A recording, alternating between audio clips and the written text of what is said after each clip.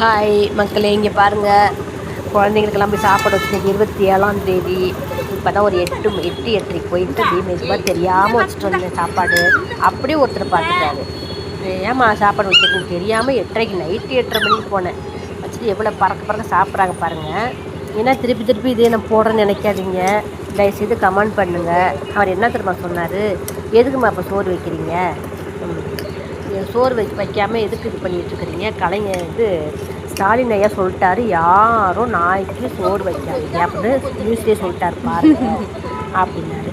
எனக்கு பயிருந்துச்சு. ஐயோ நம்ம பண்ண வச்சுக்கிட்டு வேறு ஜெயிலில் போட்டு பிடிச்சி போட்டாங்கன்னா நம்மளை யாரா கூட்டு யாரும் இல்லை, வேறு என்னடா பண்ணுறேன்னு ரொம்ப கவலையாக இருந்துச்சு.